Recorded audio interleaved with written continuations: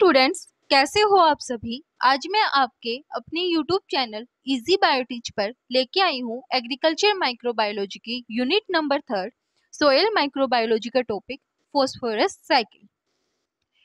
Phosphorus is the one of the most important constituent of several important compounds always present in organisms। जो phosphorus है वो क्या है, most important constituent है of several important compounds that are always present in organisms. It occurs both in organic and inorganic form in the living organisms। ये जो phosphorus है ये organic और inorganic form के अंदर present होता है living organisms के अंदर। Animal possessing bones have large amount of phosphorus in its inorganic form। जो animals हैं मतलब हमारे अंदर जो बोन्स प्रेजेंट होती हैं उसके अंदर लार्ज अमाउंट के अंदर फॉस्फोरस प्रेजेंट होता है और वो प्रेजेंट होता है इनऑर्गेनिक फॉर्म के अंदर। अब हम नोट देखते हैं, जो फॉस्फोरस है उसका जो एटॉमिक नंबर है वो है 15 और जो एटॉमिक वेट है वो है 31। जो फॉस्फोरस 15 और 31 वाला है वो एक स्टेबल फॉर्म है, वो फॉस्फोरस की स्टेबल फॉर्म है। There are many isotopes of phosphorus are present, that is phosphorus 32 and phosphorus 33। ये जो दो हैं ये रेडियो एक्टिव आइसोटोप्स होते हैं। These are radioactive isotopes। These are used in the analysis of DNA sequence। जो radio active isotopes हैं इनको हम यूज करते हैं एनालिसिस ऑफ डीएनए सीक्वेंस। अब हम देखते हैं जो रेडियो एक्टिव आइसोटोप है फॉस्फोरस 32, इसकी जो हाफ लाइफ है वो है 14.3 डेज और जो फॉस्फोरस 33 है रेडियो एक्टिव आइसोटोप उसकी जो हाफ लाइफ है वो है 25.4 days. Mainly radio active P32 are used for the DNA sequencing. याद रखना कि कौन से रेडियो एक्टिव आइसोटोप को यूज करते हैं डीएनए सीक्वेंसिंग के लिए, वो है P32 मतलब phosphorus 32। Phosphorus is highly reactive and it's combined with oxygen and form P2O5। जो phosphorus है वो क्या है, हाईली रिएक्टिव होता है। जब ये कंबाइन करता है ऑक्सीजन के साथ तो ये क्या बनाता है, phosphorus pentoxide. Phosphorus are derived from the Greek word that means light barrier। light barrier जो phosphorus है उसको हमने डिराइव किया है ग्रीक वर्ड से जिसका मतलब है light bearer. Generally in fertilizers, phosphorus are calculated in form of phosphorus pentoxide। Fertilisers के केस में जो फॉस्फोरस है उनको हम कैलकुलेट करते हैं in the form of phosphorus pentoxide. और जो प्लांट सॉइल है उसके अंदर हम पी से क्या करते हैं, कैलकुलेट करते हैं। अब हम इन दोनों के बीच का रिलेशनशिप देखते हैं। जो P2O5 है उसको हम कैसे कैलकुलेट करेंगे, जो फॉर्मूला है वो है P इंटू 2.29। तो जो फॉस्फोरस है उसको हम 31 रख देंगे और जो ऑक्सीजन है उसको हम 16 रख देंगे। P को हम इस इधर की साइड निकाल लेंगे और इन दोनों को क्या कर लेंगे, हम कैलकुलेट कर लेंगे। जो P निकालने के लिए जो फॉर्मूला है वो है P2O5 divide by 2.29 as compare to total phosphorus available phosphorus is very less. ये क्या कहता है, मतलब जो एक सोयल सॉल्यूशन है, मतलब सोयल सॉल्यूशन है या फिर एक पूरा एरिया है तो उसके अंदर जो टोटल फॉस्फोरस है उसके कंपेयर में जो अवेलेबल फॉस्फोरस है वो क्या है, बहुत कम है। अब हम देखते हैं अवेलेबल फॉस्फोरस होता क्या है। That phosphorus are present in soil solution. Available phosphorus वो फॉस्फोरस होता है जो प्रेजेंट होता है सोयल सॉल्यूशन के अंदर। अब हम देखते हैं टोटल फॉस्फोरस क्या होता है। That phosphorus are present in total soil. पूरी सोयल के अंदर जो फॉस्फोरस प्रेजेंट होता है उसको हम टोटल फॉस्फोरस बोलते हैं। In form of organic, inorganic, primary metabolites and secondary metabolites. जो फॉस्फोरस है वो किस किस की फॉर्म में प्रेजेंट होता है, organic, inorganic, primary metabolites and secondary metabolite.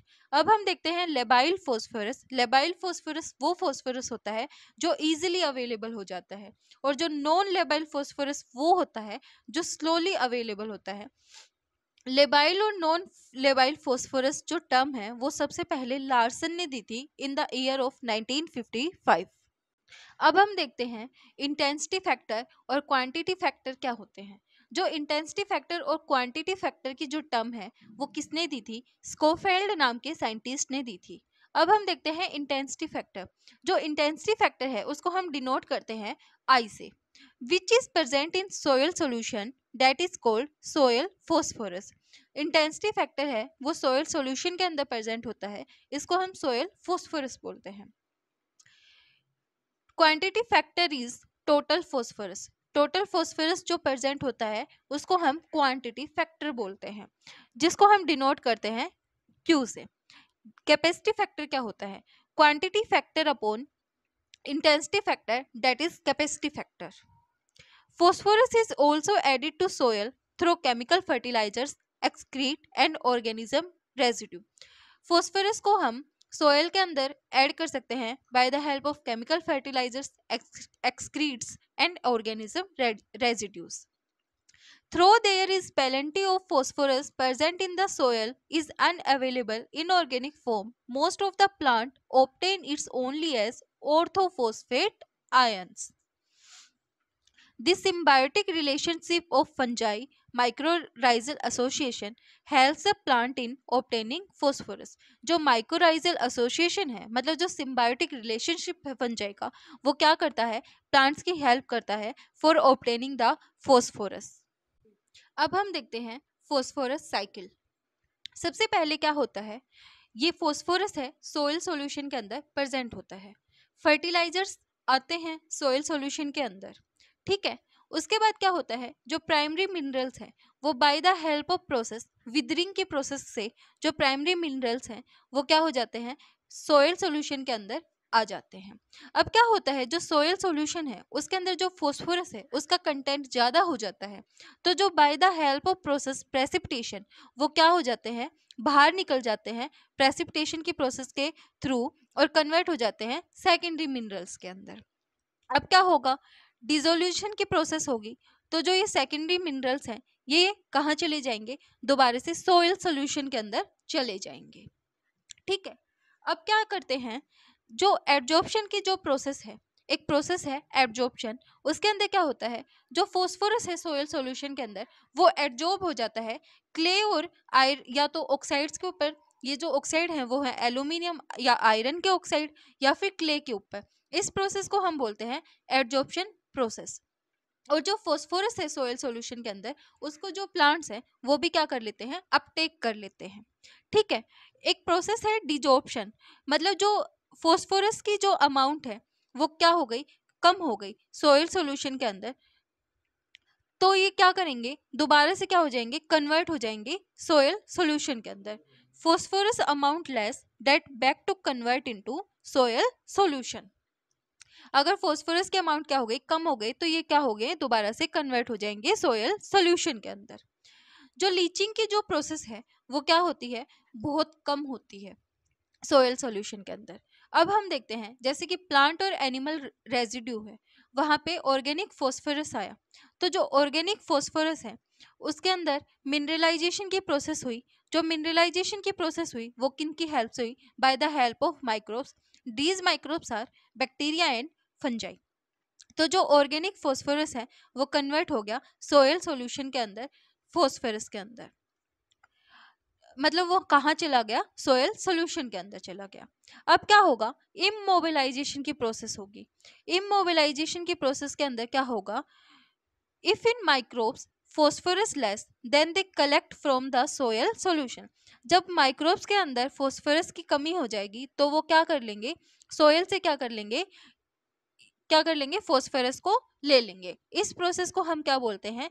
Immobilisation process बोलते हैं। और मिनरलाइजेशन के अंदर क्या हो रहा था? जब बैक्टीरिया वगैरह के अंदर क्या हो रहा था? ज़्यादा फॉस्फोरस हो गया था, तो by the help of process of mineralisation इनने जो मतलब जो फॉस्फोरस है वो किसको दे दिया था? सोयल सॉल्यूशन को दे दिया था। अब हम देखते हैं प्राइमरी मिनरल्स आर, जो प्राइमरी मिनरल्स हैं वो है एपेटाइट, स्टेंजाइट एंड वर्सिटाइट। जो सेकेंडरी मिनरल्स हैं वो है कैल्शियम फॉस्फेट, एल्यूमिनियम फॉस्फेट और iron phosphate. In organic phosphorus two type of phosphorus are present, labile organic phosphorus और non labile organic phosphorus. Labile organic phosphorus वो होता है जो हमें इजीली अवेलेबल हो जाता है। नॉन लेबाइल ऑर्गेनिक फॉस्फोरस वो होता है जो धीरे स्लोली क्या होता है, अवेलेबल होता है। लेबाइल ऑर्गेनिक फॉस्फोरस को हम देखते हैं easily available through mineralisation and immobilisation process. Non labile organic phosphorus वो होता है protected in between soil aggregates, मतलब ये जो सोइल एग्रीगेट्स हैं इनके बीच में क्या होता है, टाइटली बाउंड होता है, तो ये हमें क्या होता है, इजीली अवेलेबल नहीं होता। अब हम उन प्रोसेस को देखते हैं जो फॉस्फोरस के कंटेंट को इंक्रीज करते हैं सोइल सॉल्यूशन के अंदर। वो है विदरिंग की प्रोसेस, डिसोल्यूशन की प्रोसेस, डिजॉर्प्शन की प्रोसेस, मिनरलाइजेशन एंड फर्टिलाइजर्स। अब क्या होता है, जो विदरिंग की प्रोसेस और जो डिसोल्यूशन की प्रोसेस है वो स्लो होती है, तो ये क्या होती हैं, नॉन लेबाइल इनऑर्गेनिक फोम होती हैं। डिजॉर्प्शन के प्रोसेस के अंदर क्या होता है, aluminium oxide phosphorus are enter into soil. मतलब जो फोस्फोरस है वो दोबारा से क्या कर जाता है, एंटर कर जाता है सोइल के अंदर। That is mineralisation and fertilisers. ये जो 5 प्रोसेस है इनके थ्रू जो फोस्फोरस है उसका जो कंटेंट है वो क्या हो जाता है, इंक्रीज हो जाता है सोइल सॉल्यूशन के अंदर।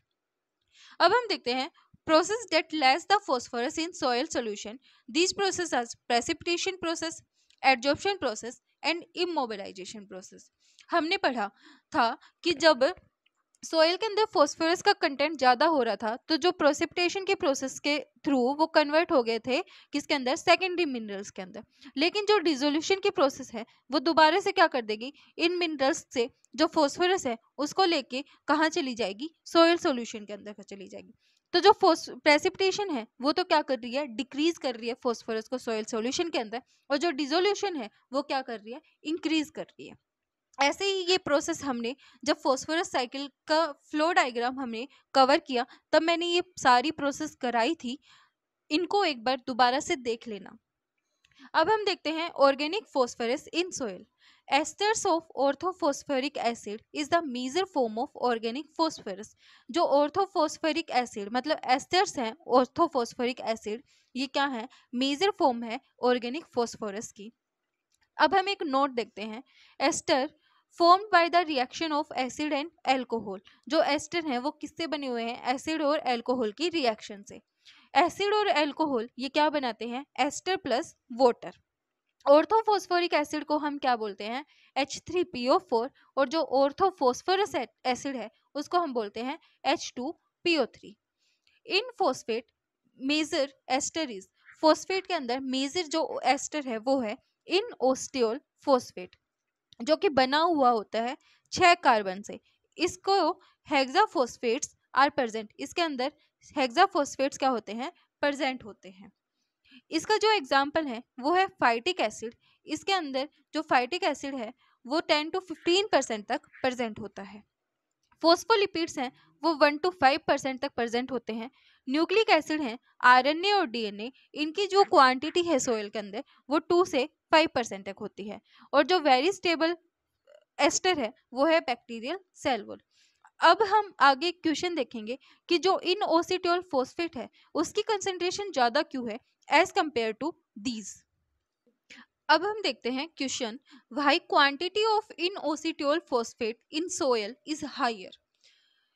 Answer, because it degrade slowly. जो इनोसिटोल फॉस्फेट है वो डिग्रेड होता है स्लोली और make aluminium oxide and make complex with proteins. और ये क्या बनाता है, एल्यूमिनियम ऑक्साइड को बनाता है और प्रोटीन्स के साथ कॉम्प्लेक्स की फॉर्मेशन कर लेता है। अब हम देखते हैं जो ऑर्गेनिक फॉस्फोरस है, फॉस्फोरस एस्टर्स हैं, वो क्या होंगे, bye the help of microbial action और मिनरलाइजेशन की प्रोसेस से क्या होंगे, कन्वर्ट हो जाएंगे इनऑर्गेनिक फॉस्फोरस के अंदर।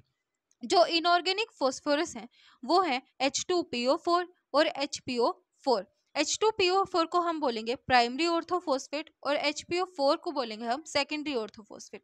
इस प्रोसेस को हम डीफॉस्फोराइलेशन भी बोलते हैं क्योंकि इसके अंदर जो फॉस्फोरस है वो क्या हो रहे हैं, रिलीज हो रहे हैं।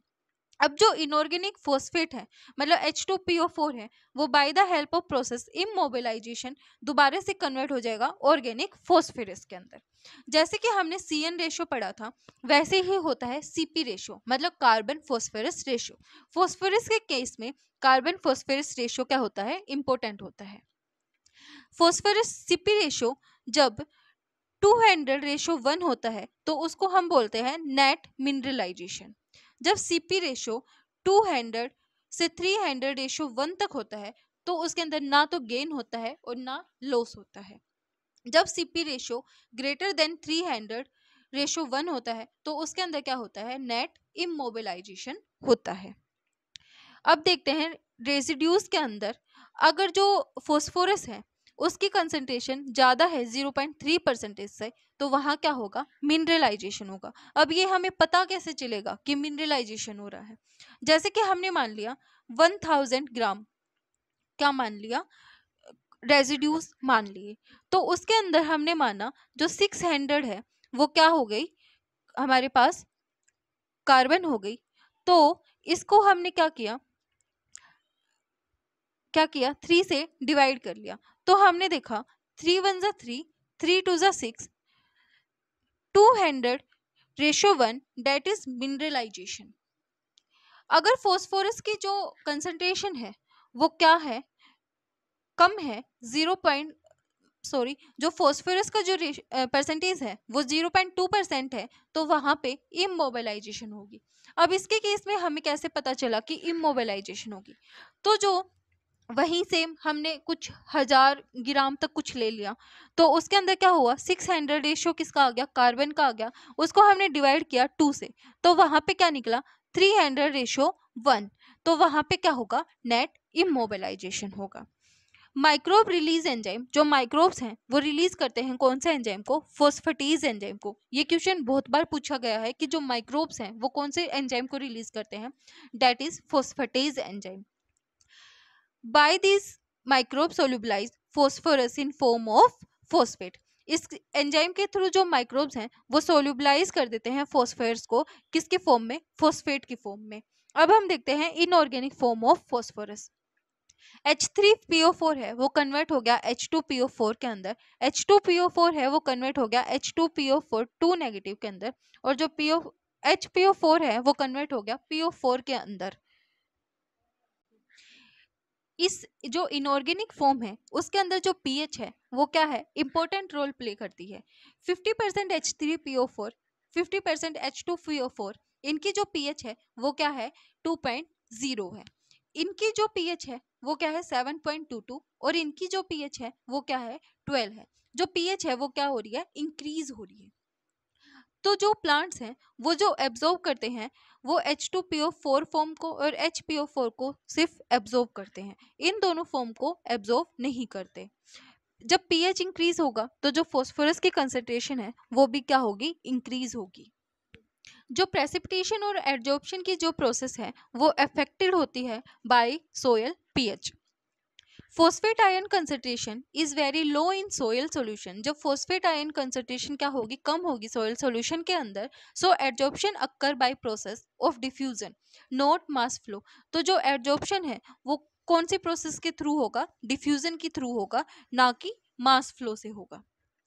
अब हम देखते हैं जब पीएच है वो एसिडिक है और जब पीएच है वो एल्कलाइन है, तब क्या होगा। जब सबसे पहले हम एसिडिक पीएच की के अंदर देखते हैं, इसके अंदर क्या होगा, आयरन और एल्यूमिनियम है वो क्या होंगे, ज्यादा अवेलेबल होंगे, तो ये क्या होंगे, सोल्यूबल होंगे एसिडिक मीडियम के अंदर।